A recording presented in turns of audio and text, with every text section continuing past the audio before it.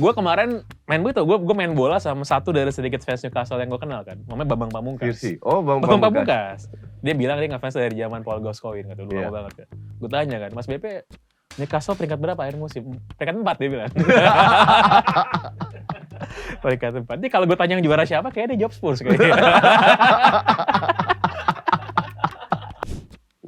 Syarat nih. Ini pertama bilang Spurs juara, sekarang mau gantiin. Kalian tiap kali dia masuk kantor, tolong dikasih obat apal kayak gitu, biar waras dikit. Semenjak dia digabung sama Martinez, jauh lebih bagus daripada dia digabung sama Maguire. Iya sih. Iya kan? Ya, gue kalau disuruh pilih Maman Abdurrahman sama Maguire, gue milih Maman sih. Gue milih Maman udah pasti.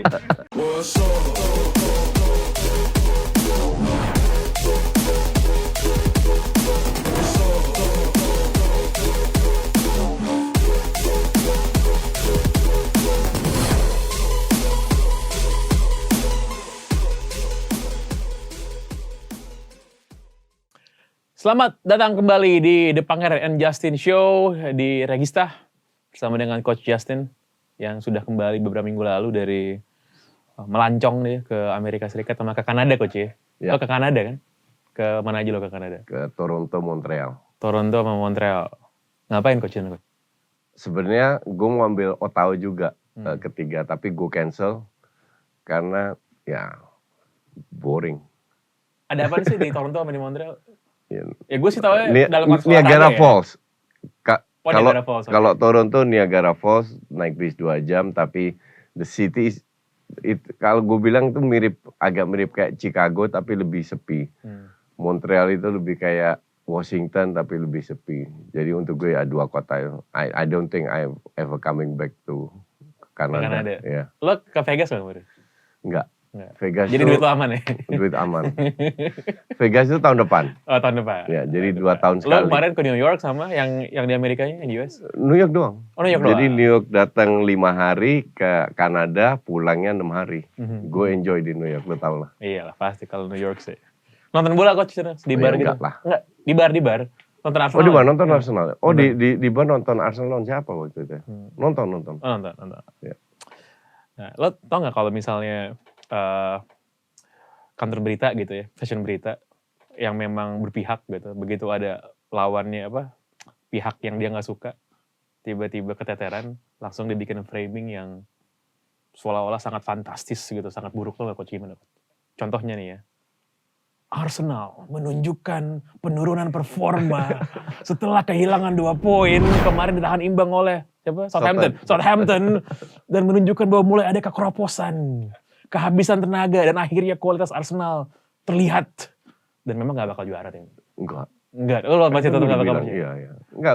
Untuk gue sih lucu kalau masih ada fans Arsenal yang bilang Arsenal bakal juara, karena dari ini kan kayak maraton ya, bukan sprint. Maraton itu lu butuh bensin yang jangka panjang. Dan kemarin aja kelihatan fansnya bilang iya semua kecapean, pemain Arsenal kecapean. Betul. Gue setuju kecapean. Tapi kenapa lu nggak ganti pemain-pemain inti lo yang turunkan itu aja, 11 itu aja.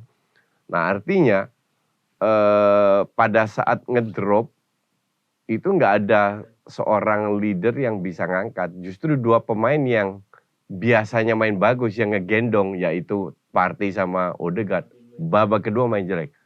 They cannot kill the game di babak pertama. Babak kedua mereka kasih napas ke Southampton dengan press yang ya kalau gue bilang defense yang sangat longgar, sehingga begitu banyak space, dan beruntung seri loh. Beruntung seri karena di babak kedua banyak banget peluangnya Southampton, dan kalau gue bilang sih by the way golnya keren banget ya.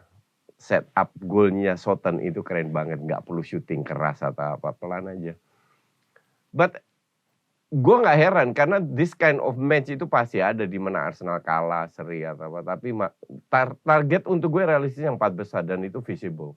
4 besar visible buat lo? Oh iya, absolutely. Iya, kalau Arsenal mainnya gini sih gue merasa bagus. Tapi ini tuh mengingatkan gue sama Arsenal zaman Wenger tahun 2000-an sih. Setelah juara itu kan kayak dia selalu tuh dari mulai Agustus sampai ke Desember Januari bisa ngebut gitu kan. Abis itu drop. Biasa. Tapi zamannya Wenger kan main Champions League terus. Iya. Iya kan. Nah makanya gue bilang squadnya itu terlalu cetek ya untuk bisa bersaing, nggak usah juara, bersaing sampai akhir minggu terakhir kayak Liverpool musim lalu pun enggak.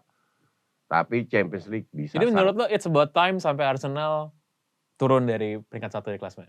Ya. Ya. Makanya gue selalu bilang tiap kali, every week di mana mereka masih di rank 1, gue selalu posting enjoy the moments.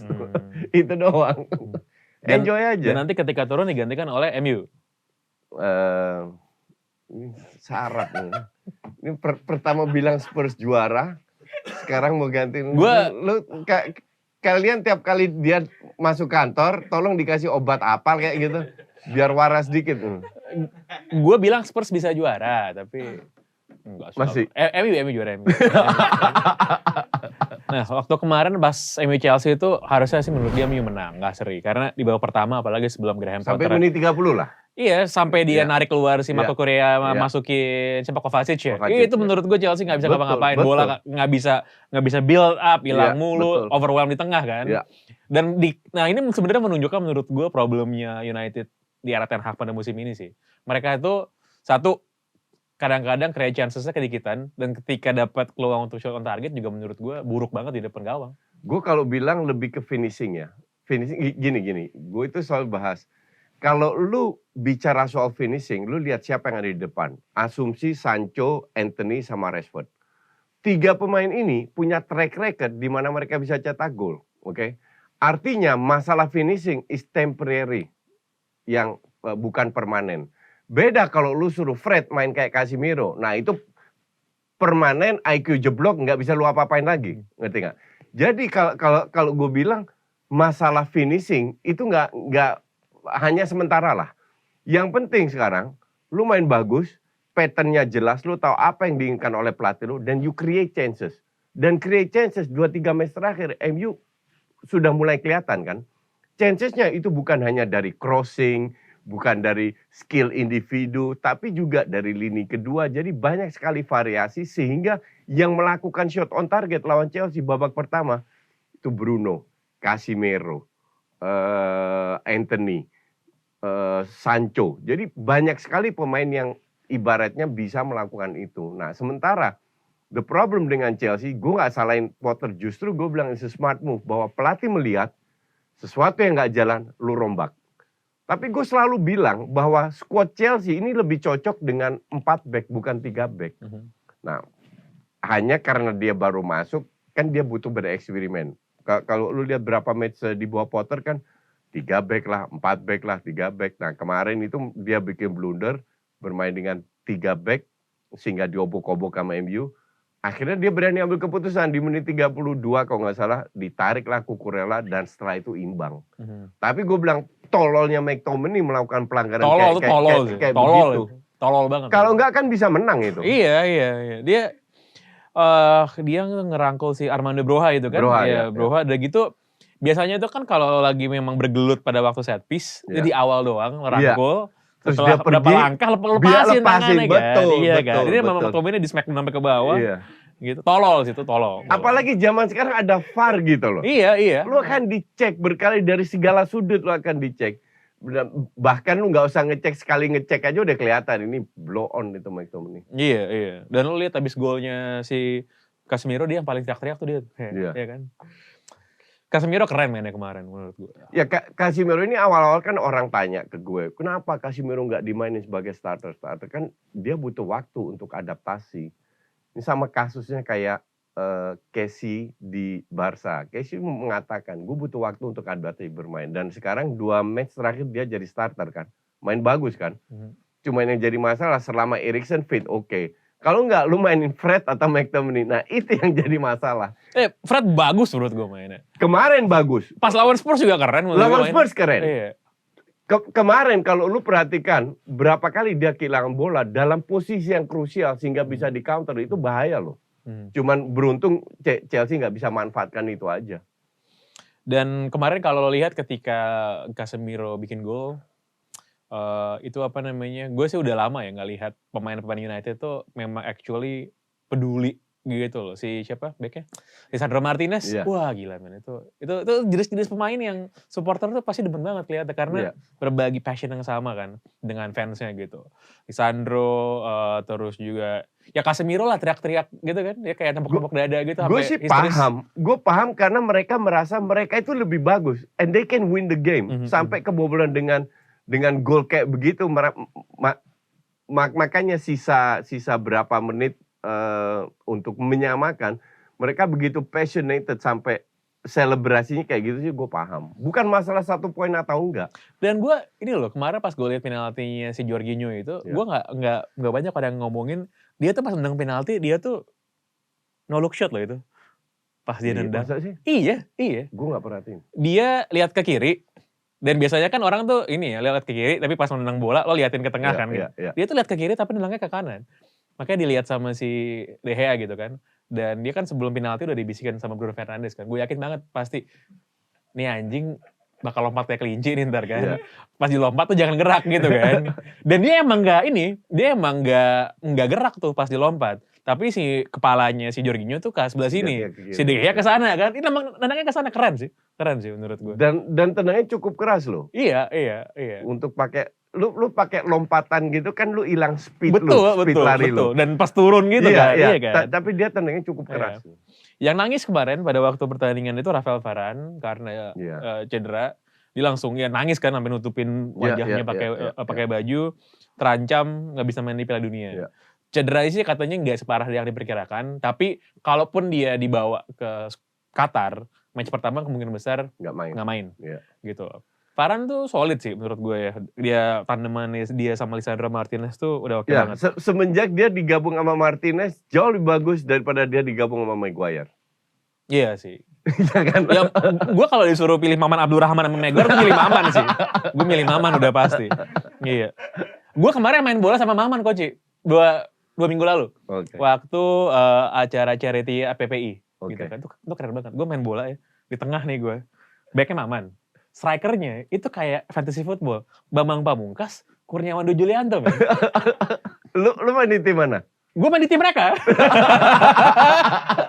Gelandangnya gue. Ada satu asis gue sama BP itu ada. Walaupun by asis agak stretch ya. Karena dari proses gue passing ke dia, sampai jadi gol tuh ada berapa proses lagi lah gitu ya. Tapi pre-asis. Tapi orang terakhir yang ngasih bola ke dia sebelum bikin gol tuh gue. Itu gue merasa bangga banget sih. Lawan gue tuh ada Hanif Syahbandi, kipernya Andri Tani men. Itu gue berasa kayak menang kontes gitu. Lagi charity itu. Jadi Maman Abdurrahman lebih bagus dari Harry Maguire. Cederanya Varane menambah daftar panjang pemain yang kemungkinan absen di Piala Dunia.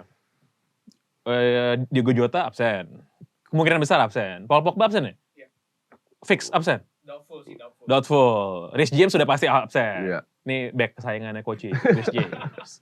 Paulo Dybala? Iya. Tapi kayaknya absen. Dybala juga kalau fit dibawa ke squad nggak dimainin biasanya kan. Pas Piala Dunia selalu gitu kan. Nah, Kante juga udah nggak main kan. Udah fix nggak main tuh kalau itu kan. Lu sadar nggak Prancis banyak loh. Yang apa? Yang absen. Iya betul, tapi dia depth-nya juga banyak banget kan. Bagus. Menurut gue Prancis itu nomor 2 paling dalam lah. Abis Brazil menurut gue paling gila sih squadnya. Iya nggak? Enggak, gue nggak setuju. Nggak setuju? Prancis paling dalam. Oh, lo mau Brasil itu nggak imbang karena di depan mereka banyak striker, tapi belakangnya itu nyaris nggak. Apalagi full back kanan kiri sih, itu jelek banget. Itu jelek. Kalau masih ngandelin Alessandro sama Danilo, something wrong with your squad. Dani Alves aja masih bisa jadi back kanan. Exactly. Iya. Liverpool kalah 1-0 dari Nottingham Forest. Gol dicetak mantan pemain Liverpool, Tayo Awoniyi. Ini gue nonton sih pertandingan sih. Gue juga nonton. Enggak, gue nonton 10 menit terakhir. Pas gue lihat, ketinggalan Liverpool ya kan. harus disaksikan gitu, Gue langsung nyalain streaming kan. Harus disaksikan. Kalau itu 4-0 Liverpool gak bakal gue nyalain TV sih. 1-0 ya kan. Enggak, tapi gue nonton full match. Nah, Liverpool gue kasihan sama Klopp, serius. Karena gini, lu punya banyak pemain yang cedera dan pemain yang layak dimainkan itu cuman Oxlade, Henderson sama TAA. Yang akhirnya mereka juga masuk. Sementara yang nggak perform itu setengahnya. Dia udah berusaha, nggak 4-3-3, dia 4-4-2. Dia pasang Carvalho sama Harvey Elliott. Harvey ini kan kita tahu lebih ke attacking midfield. Ujungnya masuk ke dalam, Milner nyaris nggak overlapping. Carvalho di kiri. Carvalho ini kan gue selalu bilang, mungkin ini anak berbakat, tapi masih butuh 2 tahun lagi. Karena kayak anak SMA, kayak Amad Diallo gitu lah tipenya. akhirnya emang jelek ditarik, dia pasang Curtis Jones. Mhm. Curtis Jones itu kalau di Persija itu cadangan, yakin gue. Separah itu ini pemain. Curtis Jones di Persija B cadangan juga sih Iya, menurut gue. Iya. ya mungkin super sub. Itu ditaruh di kiri, dia berharap si Robertson overlapping. Jadi the whole system nggak jalan. Kalau gue bilang whatever it is, kalau seandainya Klopp dipecat, itu yang salah manajemen, bukan klubnya. Cuman Liverpool is Liverpool. Kalau dia 2-3 kali nggak usah kalah, seri aja, ada kemungkinan dia dipecat. By the way coach ya, gue ngomongin soal Persija, ternyata di gym gue selain berbagi gym dengan Pelita Jaya ya, klub basket, gue selalu ngertiin bareng mereka tuh. Satu lagi Persija. Minggu lalu, dan gue tahu si Persija itu latihan di gym gue, tapi gue gak pernah bareng. Minggu lalu tuh barengan gue latihan. Itu yang di tetangga gue kan? Iya, itu dari apartemen mah kelihatan gitu kan. Nah, latihan kan. Gue lihat tuh pemainnya badannya gede-gede si Barnes, Kundela tuh latihan sendiri lah. Latihan apa sih nama latihannya gue lupa lah. Pokoknya capek lah, gue tau latihan capek aja basically. Kalau yang badannya, kalau yang beda maksud badannya dia latihan weight training gitu. Nah, ada satu yang latihan sendiri, coach. Jadi sementara pemain latihan pegang sama staffnya, ada satu latihan sendiri. Thomas Doll tuh latihan sendiri. Dan ketika pemainnya latihan, dia tuh latihan sendiri, beneran gitu. Badannya kan masih fit banget kan. Gue nanya sama coaching staffnya temen gue. Iya, kalau pelatih Eropa tuh, termasuk Thomas Doll, pemainnya latihan, dia ikutan latihan juga gitu. Keren sih menurut gue. Nggak ada hubungan sama yang tadi kita omongin. Gue cuma pengen pamer doang kalau gue latihan sama Persija. Tapi Persija sekarang udah oke kan di bawah Thomas Doll? Oke. Sih itu gue lihat si Kundela siapa? Backnya siapa namanya? Enggak, gue nggak tahu nama-namanya. Ya orang Ceko juga. Ya lu sebut nggak ada guna, gue nggak kenal juga.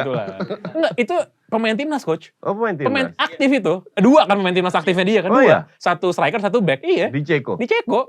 Aktif itu pemain aktif tuh. Nah gue amazed aja sih lihat, Jimmy bareng sama gue nih. Liverpool coach, klub bakal dipecat nggak? Somewhere along this season, sometime along this season. Yeah, there is absolutely a big possibility dia dipecat. Karena ya, gue gini, lu mau beli pemain siapa di Januari, ya kan? Terus kalau lu beli pemain juga, lu butuh 2, 3, 4 pemain. Yang jadi masalah kan cedera. Mereka itu punya 6 striker loh, di mana 3-nya nggak bisa main, 3 ya termasuk Carvalho itu. Jadi kasihan Klopp juga kalau lu di awal musim kan Liverpool udah mulai menurun kan, awal musim. Iya. Katanya banyak cedera, sekarang cederanya balik, pemain lain yang cedera. Jadi kayaknya musim ini berat untuk Liverpool. Ini kembali mengingatkan gue sama masa-masa 10 tahun lalu sih coach, dimana gue suka nonton Liverpool. Satu lagi tim kandidat juara coach menang, Newcastle United ya. Menang 2-1 lawan Tottenham. Entah kenapa, gue tuh nggak pernah ngerencanain nonton Tottenham sebenarnya. Tapi jam-jam dia main tuh selalu di jam-jam yang mana gue ada di depan TV gitu kan.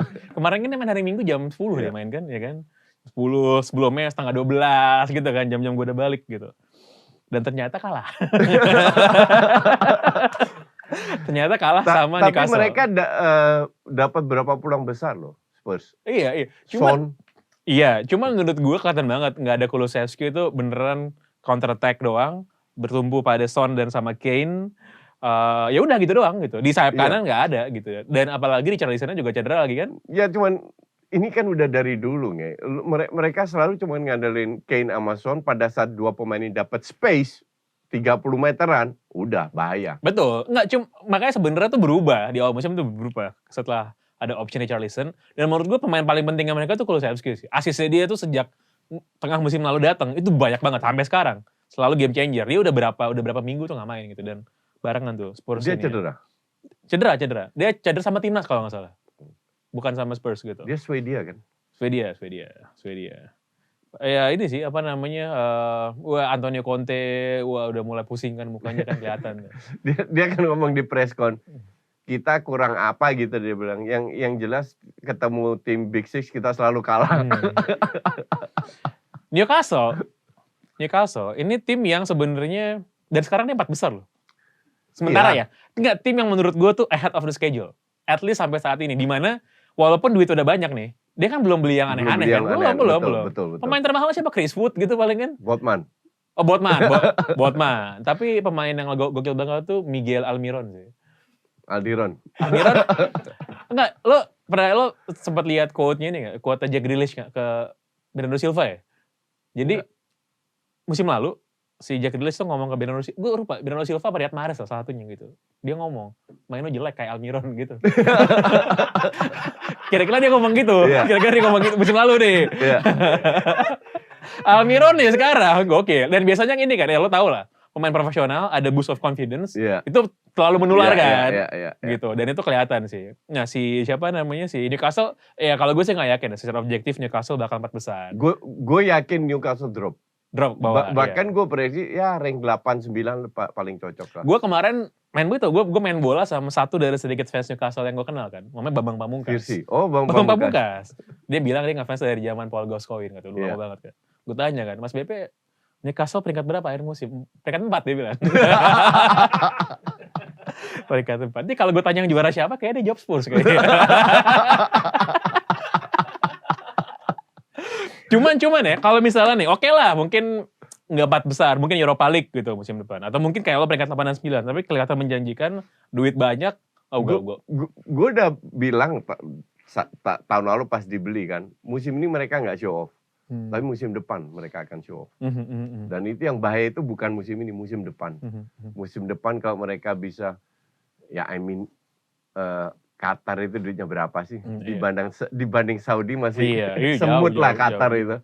Jadi kalau mereka udah mulai ngegas atau dikompor-komporin, ya dengan easily mereka datengin ya Neymar lah, Mbappe lah, kayak gitu-gitu lah. Dan biasa kalau ngacu sama Man City deh. Jadi ketika ada tim yang sebelum jor-joran beli pemain, udah punya berapa pemain, biasanya tuh ya 2-3 tuh, ada 2-3 pemain yang stay ketika pemain bintangnya pada berdatangan. Karena kan di awal kayak misalnya Kompany kan ketika dia pindah ke City biasa aja kan. Belum jadi siapa-siapa, terus dia stay sampai lama gitu kan. Menurut lu siapa coach dari pemain ini Newcastle nih, yang nanti ketika para pemain bintang ini sudah datangkan, dia akan bertahan gitu di situ? Trippier, Botman, Willock pasti out. Gila, Willock itu kan cuman base 3 bulan main bagus kali ya? Iya. Musim lalu apa 2 musim lalu tuh? Iya musim lalu kan 3 bulan main bagus gitu kan. Gue nggak begitu impress sih dengan Newcastle, juga dengan pelatihnya enggak. Karena gue lihat lawan Arsenal tahun lalu, walaupun Arsenal kalah ya, tapi kan emang Arsenal jelek. Gila itu mainnya bener-bener 4 belakang, atau 5 belakang, 5 depan, tengahnya kosong. Jadi crossing aja ke depan. Ini main kayak apa ideal ini? Dan jangan kaget nanti ketemu tim kecil yang bener-bener low block, kalah atau kehilangan poin. Wah kalau sampai ada tim low block lawan Newcastle, berarti Newcastle derajatnya udah naik banget sih. Kalau naik naik dibanding sebelumnya lah. Tapi untuk dibilang bisa masuk Eropa pun belum tentu. Bajunya mereka yang away itu beneran baju timnas Saudi gitu kayaknya sih. Nggak tahu. Putih hijau men. Putih hijau. Bener-bener baju timnas Saudi itu di copy sama mereka. Hasil dari liga lain, Barcelona menang 4-0 lawan Bilbao, menjaga selisih 3 poin dengan Madrid. Ini menurut gue sih Madrid juara. Enggak. Madrid juara. No. Super tim itu. Enggak, lu lihat. Untuk gue I don't care dengan skornya ya 4-0. Tapi Xavi membuat sebuah perubahan yang sangat signifikan. Gue bilang di beberapa acara yang gue tampil, gue bilang ini setelah berapa puluh tahun pertama kali gue nonton Barca dan gak sampai habis. Gue matiin. Karena gue mending nonton Netflix, lebih menghibur daripada nonton Barca. Lo nonton Netflix tuh nonton Jeffrey Dahmer ya? Enggak suka gue yang enggak jelas gitu. Ya pembunuh berantai gitu enggak ada? Enggak. Lo nonton acara masak-masak apaan? Salah satu masak. Bener.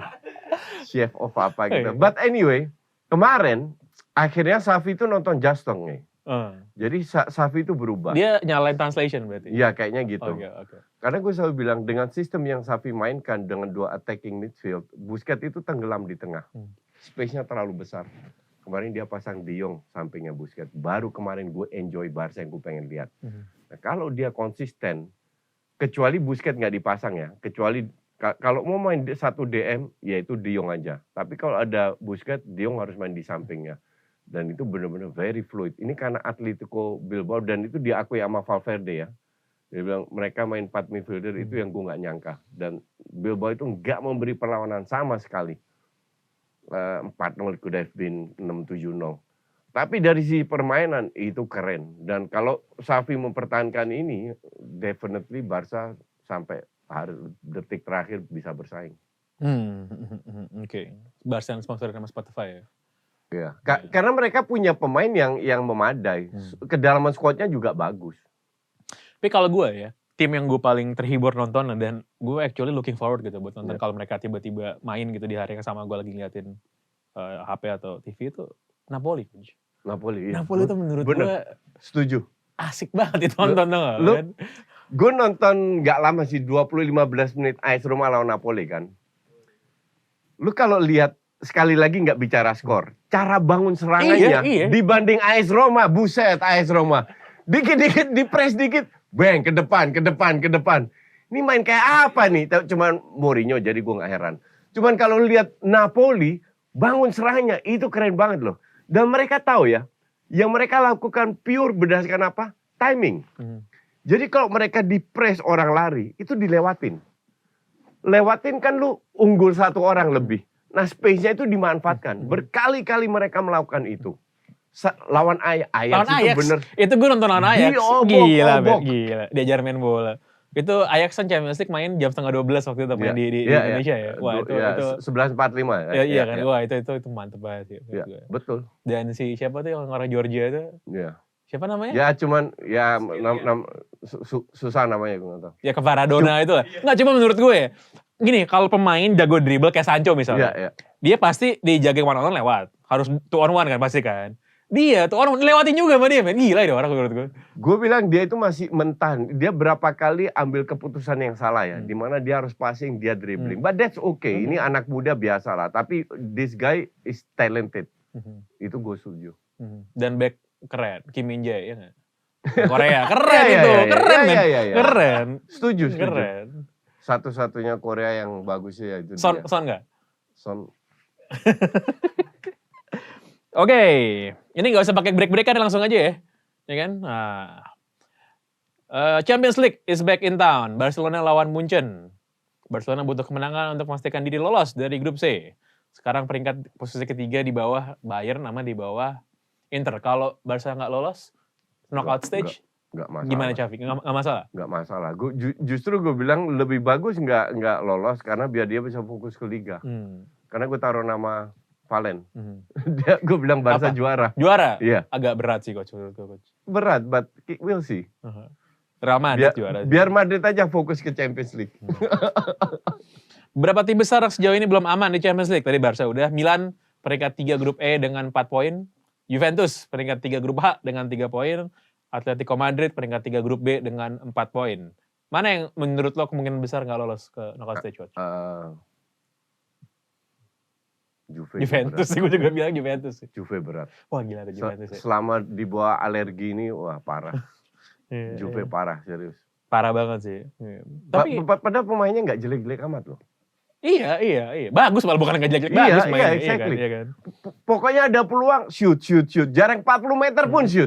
Ini pelatih nggak bisa bikin sebuah sistem yang jelas apa. Padahal punya Vlahovic loh. Iya. Justru kalau punya Vlahovic dia kan harus disuplai. Iya benar. Vlahovic kan kuat dengan bola atas, ya kan. Tapi ya. Menurut lo Juventus posisi 4 besar di Serie A juga terancam nggak? Terancam. Selama di bawah alergi ini ya terancam. Oh iya. Sehingga dia harus ngapain? Harus mencet Allegri harusnya? Iya. Digantikan sama?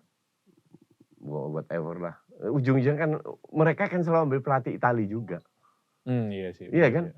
Itulah yang jadi masalah dengan klub Itali. Satu Itali dipecat, ganti Itali lain. Jarang ambil pelatih luar, berani ambil pelatih luar. Oke, kita sekarang masuk ke domba dan kawan-kawannya lah. Itu segmen domba dan kawan-kawannya. Oke, kita lihat domba yang pertama. Udah lama nih domba-domba nggak berkeliaran. Extra time. Kunci sukses Carlo Ancelotti mengalahkan Barcelona. Itu buku gue itu. Buku lo iya, tahu gue. Itu buku ada versi e-booknya nggak? Enggak ada, jangan e-book sih. Ada. Ada versi e-booknya? Ada versi audiobooknya nggak?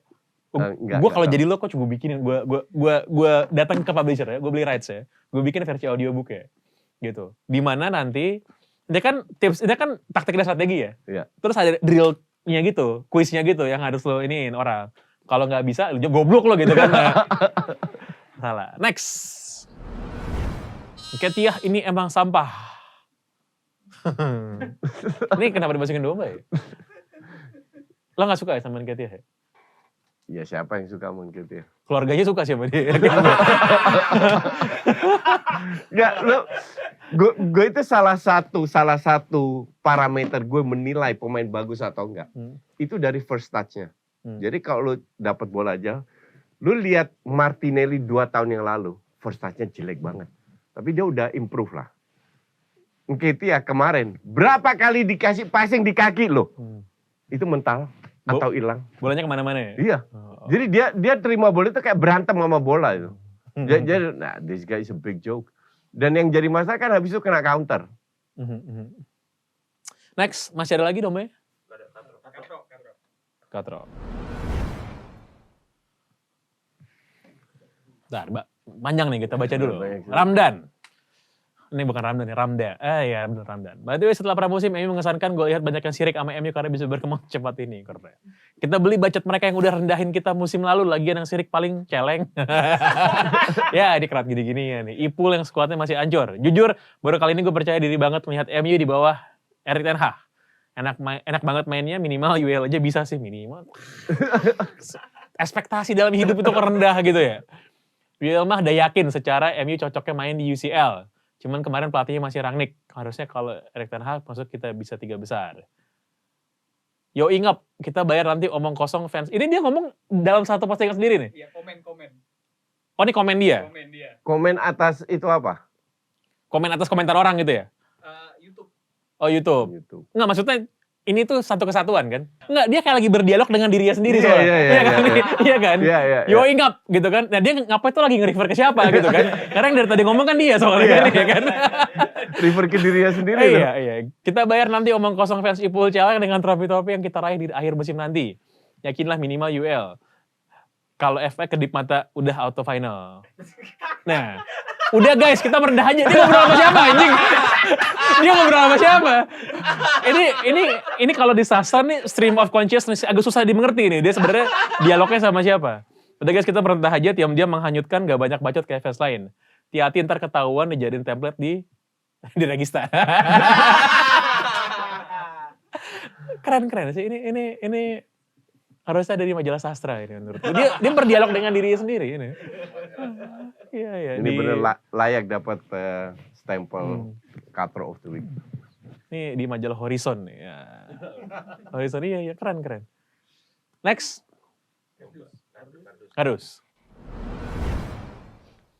United Focus ID semakin meyakinkan gue bahwa Erik ten Hag adalah orang yang tepat untuk menangani proyek besar ini. Setuju. Ini akun kan gue blok.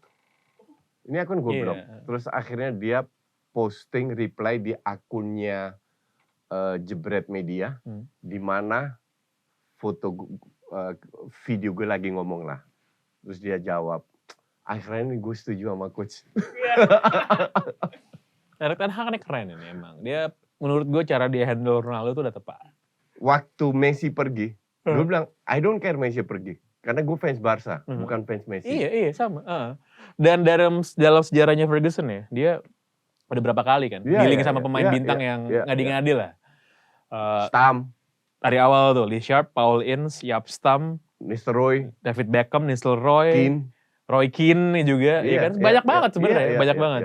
Dia itu cuman sekali agak melunak tuh pas Wayne Rooney, pas dia mau cabut sih.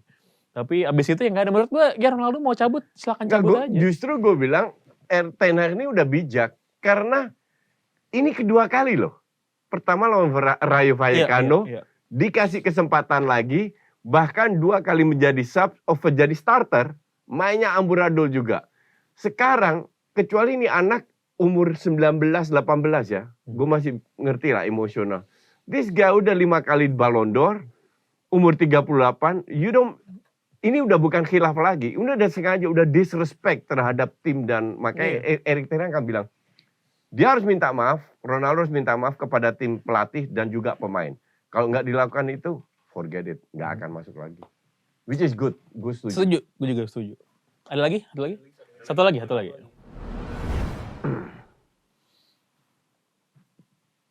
Apa itu? Kemeja kok. Kemejanya bang-bangnya brand apa ya, Bang? Ya ini sama kayak jaket gue, Ben Sherman ya. Silakan Ben Sherman nanti tolong di tag nanti. Gue pengen nge-DM mereka sih, minta baju gratis ya. Gitu. Itu baru namanya dus, kardus. Enggak, gue agak lucu ngapain nih nanya ke meja gitu. Tapi gue kalau siaran di sini atau di DPI kan kelihatan juga sepatu gue. Kalau di Helmi kan cuman itu banyak yang tanya. Kemejanya merek apa, jasnya, sepatunya apa. Jadi emang netizen begitu. Tapi pas mereka gitu ada yang bilang nggak, abis itu mereka beli nggak apa yang lo pakai gitu? Nggak tahu. Nggak juga? Nggak tahu. Nggak, kalau itu berarti lo bisa jadi fashion blogger. Gitu. Iya, fashion blogger. Udah habis ya? Habis kan? Baik, demikianlah akhir dari The Pangeran Justin Show untuk episode kali ini. Ini kita punya nama lain untuk acara ini sebenarnya. On-site duo. Iya. Itu lo tayang di ini ya? Tayang di channel lo ya? Enggak, channel baru. Oh, channel baru. Sendiri. Channel baru. Di bawah payungnya Just Talk Media. Bikin kartel ya. Itu bareng sama ini juga, bareng sama apa Koci, bareng juga? Beda. Oh, beda manajemen? Beda manajemen. Oke.